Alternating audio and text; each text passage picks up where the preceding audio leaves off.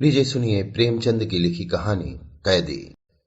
14 साल तक निरंतर मानसिक वेदना और शारीरिक यातना भोगने के बाद आइवन ओकोटस्क जेल से बाहर निकला, पर उस पक्षी की भांति नहीं जो शिकारी के पिंजरे से पंखहीन होकर निकला हो, बल्कि उस सिंह की भांति जिसे कटघरे की दीवारों ने और भी भयंकर तथा और भी रक्त लोलुप बना दिया हो। उसके अंत्यस्थल में एक प्रचंड ज्वाला उमड़ रही थी, जिसने अपने ताप से उसके बलिष्ठ शरीर, सुडौल अंग प्रत्यंग और लहराती हुई अभिलाषाओं को झुलसा डाला था, और आज उसके अस्तित्व का एक एक अणु, एक एक चिंगारी बना हुआ था, क्षुधित, चंचल और विद्रोहमय। जेलर ने उसे तौला। प्रवेश के समय 2 मन 3 सेर था, आज केवल 1 मन 5 सेर। जेलर ने सहानुभूति दिखाकर कहा, तुम बहुत दुर्बल हो गए हो आइवन। अगर जरा भी कुपथ हुआ तो बुरा होगा। आइवन ने अपने हड्डियों के ढांचे को विजय भाव से देखा और अपने अंदर एक अग्निमय प्रवाह का अनुभव करता हुआ बोला, कौन कहता है कि मैं दुर्बल हो गया हूं? तुम खुद देख रहे होगे। दिल की आग जब तक नहीं बुझेगी आइवन नहीं मरेगा मिस्टर जेलर। 100 वर्ष तक नहीं, विश्वास रखिए। आइवन इसी प्रकार बहकी बहकी बातें किया करता था, इसलिए जेलर ने ज्यादा परवाह न की। सब उसे अर्धविक्षिप्त समझते थे। कुछ लिखा पढ़ी हो जाने के बाद उसके कपड़े और पुस्तकें मंगवाई गई, पर वे सादे सूट अब उसे उतारे हुए से लगते थे। कोटों की जेबों में कई नोट निकले, कई नगद रूबल। उसने सब कुछ वहीं जेल के वार्डरों और निम्न कर्मचारियों को दे दिया, मानो उसे कोई राज्य मिल गया है।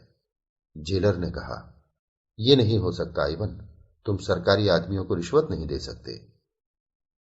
आइवन साधु भाव से हंसा, ये रिश्वत नहीं है मिस्टर जेलर। इन्हें रिश्वत देकर अब मुझे इनसे क्या लेना देना है? अब ये अप्रसन्न होकर मेरा क्या बिगाड़ लेंगे और प्रसन्न होकर मुझे क्या देंगे? ये उन कृपाओं को धन्यवाद है जिनके बिना 14 साल तो क्या, मेरा यहां 14 घंटे रहना असह्य हो जाता। जब वो जेल के फाटक से निकला तो जेलर और सारे अन्य कर्मचारी उसके पीछे उसे मोटर तक पहुंचाने चले। 15 साल पहले आइवन मास्को के संपन्न और संभ्रांत कुल का दीपक था। उसने विद्यालय में ऊंची शिक्षा पाई थी, खेल में अभ्यस्त था, निर्भीक था, उदार और सहृदय था।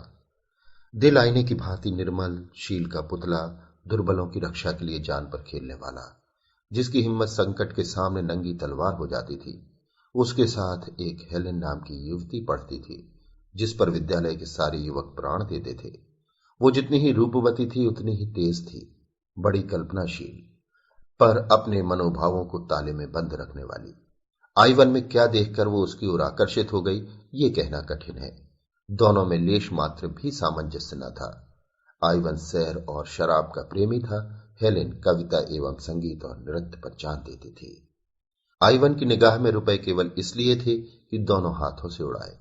हेलेन अत्यंत कृपण। आइवन को लेक्चर हॉल कारागार सा लगता था।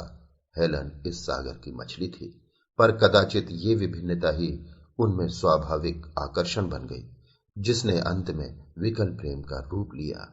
आइवन ने उससे विवाह का प्रस्ताव किया और उसने स्वीकार कर लिया, और दोनों किसी शुभ मुहूर्त में पाणी ग्रहण करके सुहागरात बिताने के लिए किसी पहाड़ी जगह में जाने के मंसूबे बांध रहे थे कि सहसा राजनीतिक संग्राम ने उन्हें अपनी ओर खींच लिया।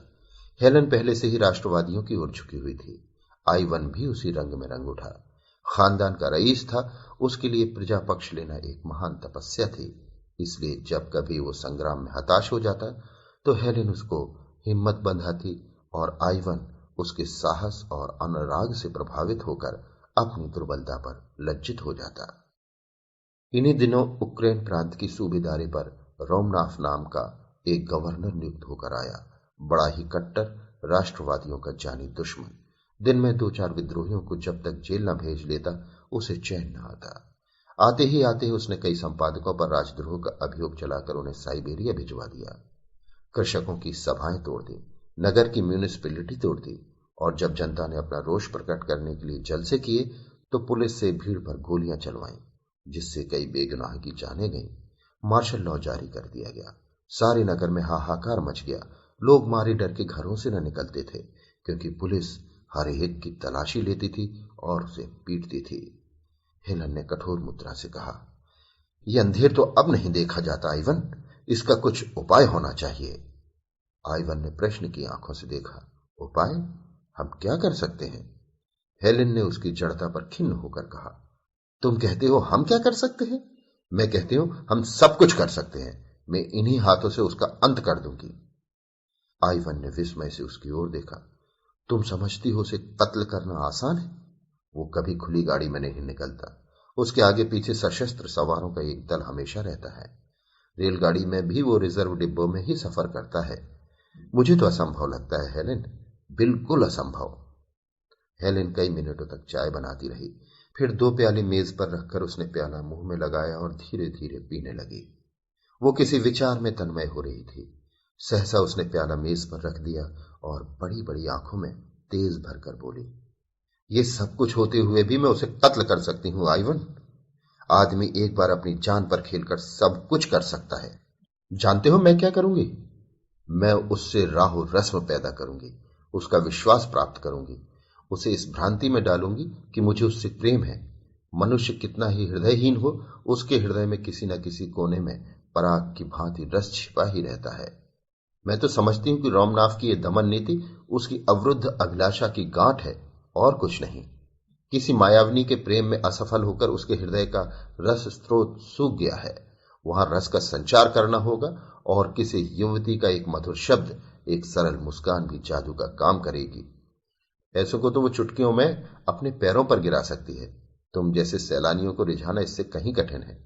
अगर तुम ये स्वीकार करते हो कि मैं रूपहीन नहीं हूं, तो मैं तुम्हें विश्वास दिलाती हूं कि मेरा कार्य सफल होगा।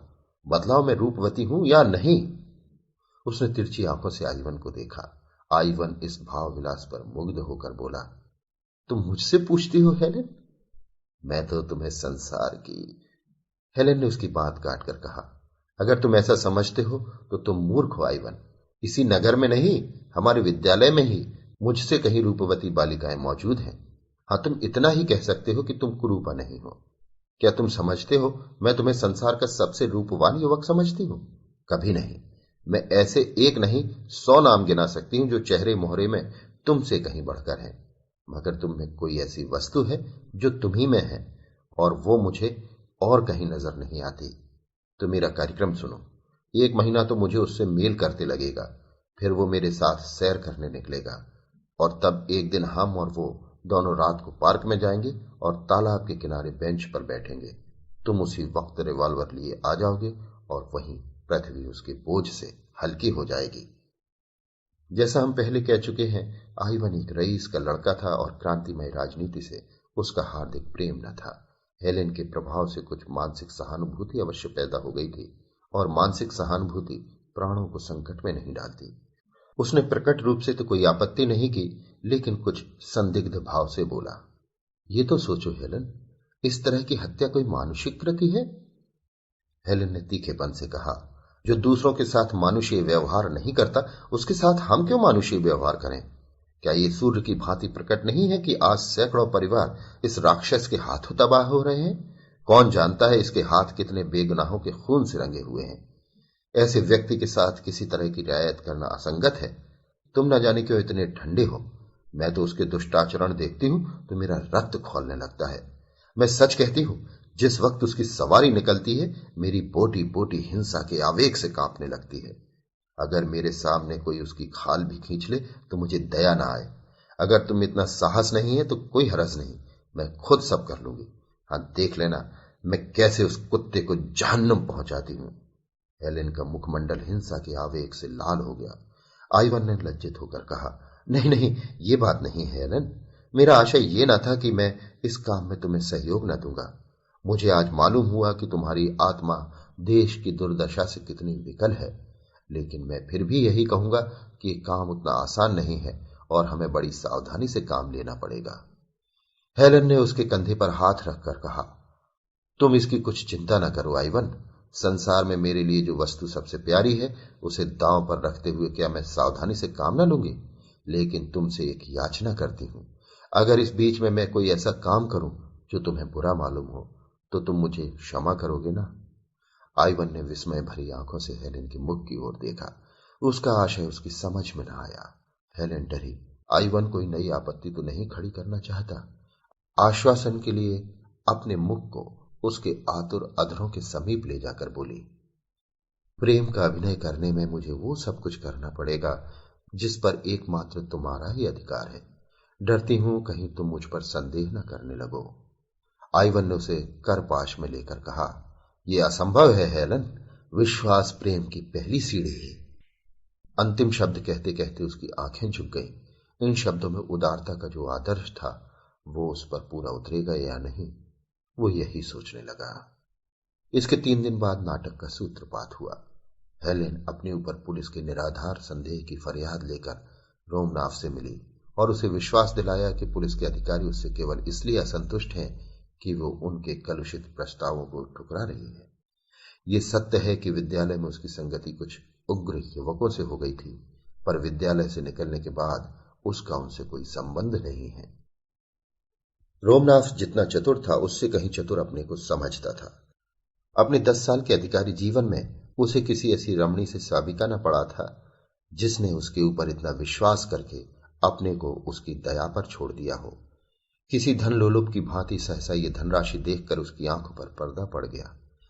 अपनी समझ में तो वो हेलेन से उग्र युवकों के विषय में ऐसी बहुत सी बातों का पता लगाकर फूला न समाया जो खुफिया पुलिस वालों को बहुत सिर मारने पर भी ज्ञात न हो सकी थी। पर इन बातों में मिथ्या का कितना मिश्रण है ये वो न भाप सका। इस आध घंटे में एक युवती ने एक अनुभवी अफसर को अपने रूप की मदिरा से उन्मत्त कर दिया था। जब हेलेन चलने लगी तो रोमनाफ ने कुर्सी पर खड़े होकर कहा, मुझे आशा है ये हमारी आखिरी मुलाकात न होगी। हेलेन ने हाथ बढ़ाकर कहा, हुजूर ने जिस सौजन्य से मेरी विपत्ति कथा सुनी है उसके लिए मैं आपको धन्यवाद देती हूं। कल आप तीसरे पहर यहीं चाय पिए? रक्त जब्त बढ़ने लगा। हेलेन आकर रोज की बातें आइवन से कह सुनाती। रोमनाफ वास्तव में जितना बदनाम है उतना बुरा नहीं। वो बड़ा रसिक संगीत और कला का प्रेमी और शील तथा विनय की मूर्ति है। इन थोड़े ही दिनों में हेलेन से उसकी घनिष्ठता हो गई है और किसी अज्ञात रीति से नगर में पुलिस का अत्याचार कम होने लगा। अंत में वो निश्चित तिथि आई। आइवन और हेलेन दिन भर बैठे बैठे इसी प्रश्न पर विचार करते रहे। आइवन का मन आज बहुत चंचल हो रहा था।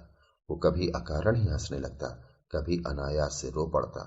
शंका, प्रतीक्षा और किसी अज्ञात चिंता ने उसके मनोसागर को इतना अशांत कर दिया था कि उसमें भावों की नौकाएं डगमगा रही थी। न मार्ग का पता था न दिशा का। हेलेन भी आज बहुत चिंतित और गंभीर थी। आज के लिए उसने पहले ही से सजीले वस्त्र बनवा रखे थे। रूप को अलंकृत करने के न जाने किन किन विधानों का प्रयोग कर रही थी, पर इसमें किसी भी योद्धा का उत्साह नहीं, कायर का कंपन था। सहसा आइवन ने आंखों में आंसू भरकर कहा, तुम आज इतनी मायावनी हो गई हो हेलेन कि मुझे न जाने क्यों तुमसे भय हो रहा है। हेलेन मुस्कुराई। उस मुस्कान में करुणा भरी हुई थी। मनुष्य को कभी कभी कितने ही अप्रिय कर्तव्यों का पालन करना पड़ता है आइवन। आज मैं सुधा से विष का काम लेने जा रही हूं। अलंकार का ऐसा दुरुपयोग तुमने कहीं और देखा है? आइवन उड़े हुए मन से बोला, इसी को राष्ट्र जीवन कहते हैं। हेलेन ने जवाब दिया, यह राष्ट्र जीवन नहीं है, यह नरक है। आइवन ने फिर कहा, मगर संसार में अभी कुछ दिन और इसकी जरूरत रहेगी। हेलेन ने फिर कहा, यह अवस्था जितनी जल्द बदल जाए उतना ही अच्छा। पासा पलट चुका था। आइवन ने गर्म होकर कहा, अत्याचारियों को इस संसार में फलने फूलने दिया जाए जिससे एक दिन इनके कांटों के मारे पृथ्वी पर कहीं पांव रखने की जगह न रहे। हेलेन ने कोई जवाब न दिया, पर उसके मन में जो अवसाद उत्पन्न हो गया था वो उसके मुख पर झलक रहा था। राष्ट्र उसकी दृष्टि में सर्वोपरि था। उसके सामने व्यक्तित्व का कोई मूल्य न था। अगर इस समय उसका मन किसी कारण से दुर्बल भी हो गया था तो उसे खोल देने का उसमें साहस न था। दोनों गले मिलकर विदा हुए। कौन जाने ये अंतिम दर्शन हो। दोनों के दिल भारी थे और आंखें सजल। आइवन ने उत्साह के साथ कहा, मैं ठीक समय पर आ जाऊंगा। हेलेन ने कोई जवाब न दिया। आइवन ने फिर सानुरोध कहा, खुदा के लिए मेरे लिए दुआ करना हेलेन। हेलेन ने जैसे रोते हुए गले से कहा, मुझे खुदा पर भरोसा नहीं है। मुझे तो है। कब से? जब से मेरी मौत मेरी आंखों के सामने खड़ी हो गई। वो वेग के साथ चला गया। संध्या हो गई थी और 2 घंटे बाद ही उस कठिन परीक्षा का समय आ जाएगा जिससे उसके प्राण कांप रहे थे। वो कहीं एकांत में बैठकर सोचना चाहता था। आज उसे ज्ञात हो रहा था कि वो स्वाधीन नहीं है। बड़ी मोटी जंजीर उसके एक एक अंग को जकड़े हुए थी। इन्हें वो कैसे तोड़े? 10 बज गए थे। हेलेन और रामनाथ पार्क के एक कुंज में बेंचों पर बैठे हुए थे। तेज बर्फीली हवा चल रही थी। चांद किसी क्षीण आशा की भांति बादलों में छिपा हुआ था। हेलेन ने इधर उधर सशंक नेत्रों से देखकर कहा, अब तो देर हो गई, यहां से चलना चाहिए। रोमनाथ ने बेंच पर पांव फैलाते हुए कहा, अभी तो ऐसी देर नहीं हुई है हेलेन। कोई नहीं कह सकता जीवन की यह क्षण स्वप्न है या सत्य, लेकिन सत्य भी है तो स्वप्न से अधिक मधुर, और स्वप्न भी है तो सत्य से अधिक उज्जवल। हेलेन बेचैन होकर उठी और रोमनाथ का हाथ पकड़कर बोली, मेरा जी आज कुछ चंचल हो रहा है, सिर में चक्कर सा आ रहा है, चलो मुझे मेरे घर पहुंचा दो। रोमनाथ ने उसका हाथ पकड़कर अपनी बगल में बैठाते हुए कहा, लेकिन मैंने मोटर तो 11 बजे बुलाई है। हेलेन के मुख से एक चीख निकल गई, 11 बजे? हाँ, अब 11 बजने ही वाले हैं। आओ, तब तक और कुछ बातें हों। रात तो काली बलासी मालूम होती है, जितनी ही देर उसे दूर रख सकूं उतना ही अच्छा।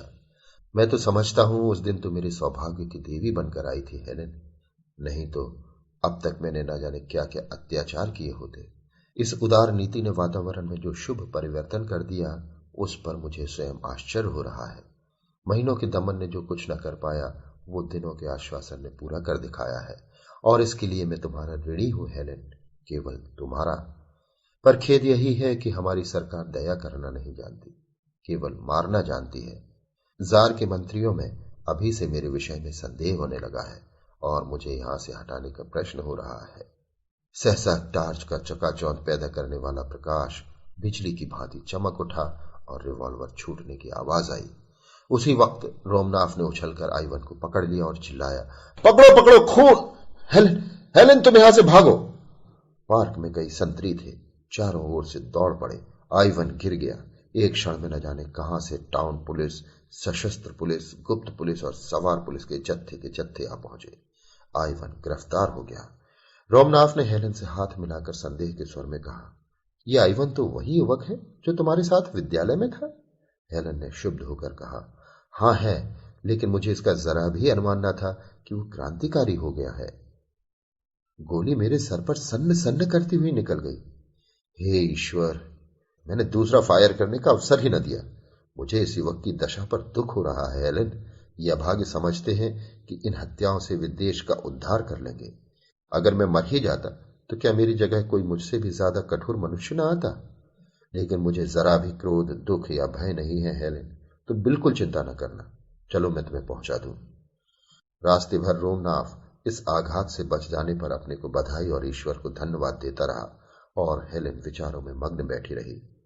दूसरे दिन मजिस्ट्रेट के इजलास में अभियोग चला और हेलेन सरकारी गवाह थी। आइवन को मालूम हुआ कि दुनिया अंधेरी हो गई है और वो उसकी अथाह गहराइयों में धंसता जा रहा है। 14 साल के बाद आइवन रेलगाड़ी से उतरकर हेलेन के पास जा रहा है। उसे घर वालों की सुध नहीं है। माता और पिता उसके वियोग में मरणासन हो रहे हैं। इसकी उसे परवाह नहीं है। वो अपने 14 साल के पाले हुए हिंसा भाव से उन्मत्त हेलेन के पास जा रहा है, पर उसकी हिंसा में रक्त की प्यास नहीं है, केवल गहरी दाहक दुर्भावना है। इन 14 सालों में उसने जो यातना झेली है, उसका 2-4 वाक्यों में मानो सत्य निकालकर विष के समान हेलेन की धमनियों में भरकर उसे तड़पते हुए देखकर वो अपनी आंखों को तृप्त करना चाहता है। और इस वाक्य में क्या है? हेलेन, तुमने मेरे साथ जो दगा की है वो शायद त्रिया चरित्र के इतिहास में भी अद्वितीय है। मैंने अपना सर्वस्व तुम्हारे चरणों पर अर्पण कर दिया। मैं केवल तुम्हारे इशारों का गुलाम था। तुमने ही मुझे रामनाथ की हत्या के लिए प्रेरित किया, और तुमने ही मेरे विरुद्ध साक्षी दी, केवल अपनी कुटिल कामलिप्सा को पूरा करने के लिए। मेरे विरुद्ध कोई दूसरा प्रमाण न था। रोमनाथ और उसकी सारी पुलिस भी झूठी शहादतों से मुझे परास्त न कर सकती थी, मगर तुमने केवल अपनी वासना को तृप्त करने के लिए, केवल रोमनाथ के विषाक्त आलिंगन का आनंद उठाने के लिए मेरे साथ ये विश्वासघात किया। पर आंखें खोलकर देखो कि वही आइवन जिसे तुमने पैर के नीचे कुचला था, आज तुम्हारी उन सारी मक्कारियों का पर्दा खोलने के लिए तुम्हारे सामने खड़ा है। तुमने राष्ट्र की सेवा का बीड़ा उठाया था, तुम अपने को राष्ट्र की वेदी पर होम कर देना चाहती थी, किंतु कुत्सित कामनाओं के पहले ही प्रलोभन में तुम अपने सारी बहुरूप को तिलांजलि देकर भोग लालसा की गुलामी करने पर उतर गई। अधिकार और समृद्धि के पहले ही टुकड़े पर तुम दुम हिलाती हुई टूट पड़ी। धिक्कार है तुम्हारी भोग लिप्सा को, तुम्हारे इस कुत्सित जीवन को। संध्या काल था। पश्चिम के क्षितिज पर दिन की चिता जलकर ठंडी हो रही थी और रोमनाथ के विशाल भवन में हेलेन की अर्थी को ले चलने की तैयारियां हो रही थी। नगर नेता जमा थे और रोमनाथ अपने शोक कंपित हाथों से अर्थी को पुष्पहारों से सजा रहा था एवं उन्हें अपने आत्मजल से शीतल कर रहा था। उसी वक्त आइवन उन्मत्त वेश में दुर्बल झुका हुआ सिर के बाल बढ़ाए कंकाल सा आकर खड़ा हो गया। किसी ने उसकी ओर ध्यान न दिया, समझे कोई भिक्षुक होगा जो ऐसे अवसरों पर दान के लोभ से आ जाया करते हैं। जब नगर के बिशप ने अंतिम संस्कार समाप्त किया और मरियम की बेटियां नए जीवन के स्वागत का गीत गा चुकी, तो आइवन ने अर्थी के पास जाकर आवेश से कांपते हुए स्वर में कहा, ये दुष्टा है जिसे सारी दुनिया की पवित्र आत्माओं की शुभकामनाएं भी नरक की यातना से नहीं बचा सकती। वो इस योग्य नहीं कि उसकी लाश। कई आदमियों ने दौड़कर उसे पकड़ लिया और उसे धक्के देते हुए फाटक की ओर ले चले। उसी वक्त रोमनाथ ने आकर उसके कंधे पर हाथ रख दिया और उसे अलग ले जाकर पूछा, दोस्त, क्या तुम्हारा नाम क्लाडियस आइवनाफ है? हाँ, तुम वही हो। मुझे तुम्हारी सूरत याद आ गई।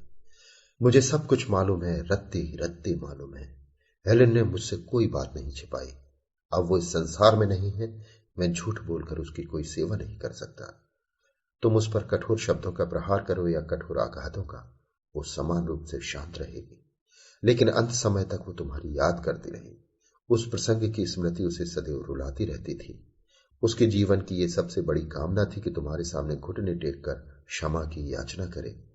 मरते मरते उसने ये वसीयत की कि जिस तरह भी हो सके उसकी ये विनय तुम तक पहुंचाऊं कि वो तुम्हारी अपराधनी है और तुमसे क्षमा चाहती है।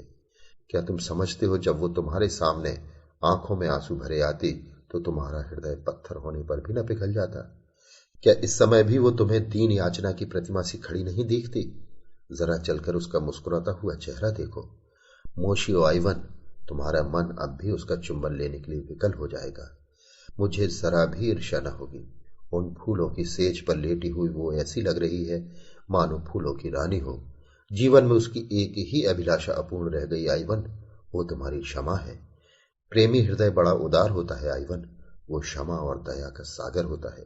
ईर्ष्या और दंभ के गंदे नाले उसमें मिलकर उतने ही विशाल और पवित्र हो जाते हैं। जिसे एक बार तुमने प्यार किया उसकी अंतिम अभिलाषा की तुम उपेक्षा नहीं कर सकते। उसने आइवन का हाथ पकड़ा और सैकड़ों कौतूहल नेत्रों के सामने उसे लिए हुए अर्थी के पास आया और ताबूत का ऊपरी तख्ता हटाकर हेलेन का शांत मुखमंडल उसे दिखा दिया। उस निस्पंद निश्चेष्ट निर्विकार छवि को मृत्यु ने एक गरिमा सी प्रदान कर दी थी, मानो स्वर्ग की सारी विभूतियां उसका स्वागत कर रही हैं। आइवन की कुटिल आंखों में एक दिव्य ज्योति सी चमक उठी और वो दृश्य सामने खिंच गया जब उसने हेलेन को प्रेम से आलिंगित किया था और अपने हृदय के सारे अनुराग और उल्लास को पुष्पों में गूंथकर उसके गले में डाला था। उसे जान पड़ा ये सब कुछ जो उसके सामने हो रहा है स्वप्न है, और एकाएक उसकी आंखें खुल गई हैं और वो उसी भांति हेलेन को अपनी छाती से लगाए हुए है। उस आत्मानंद के एक क्षण के लिए क्या वो फिर 14 साल का कारावास झेलने के लिए न तैयार हो जाएगा? क्या अब भी उसके जीवन की सबसे सुखद घड़ियां वही न थीं जो हेलेन के साथ गुजरी थी? और क्या उन घड़ियों के अनुपम आनंद को वो इन 14 सालों में भी भूल सका था? उसने ताबूत के पास बैठकर श्रद्धा से कांपते हुए कंठ से प्रार्थना की, ईश्वर, तू मेरी प्राणों से प्रिय हेलेन को अपनी क्षमा के दामन में ले। और जब वो ताबूत कंधे पर लिए चला तो उसकी आत्मा लज्जित थी, अपनी संकीर्णता पर, अपनी उद्विग्नता पर, अपनी नीचता पर। और जब ताबूत कब्र में रख दिया गया तो वहां बैठकर न जाने कब तक रोता रहा। दूसरे दिन रोमनाथ जब फातिहा पढ़ने आया तो देखा आइवन सजदे में सिर झुकाए हुए है और उसकी आत्मा स्वर्ग को प्रयाण कर चुकी है। अभी आप सुन रहे थे प्रेमचंद की लिखी कहानी कैदी।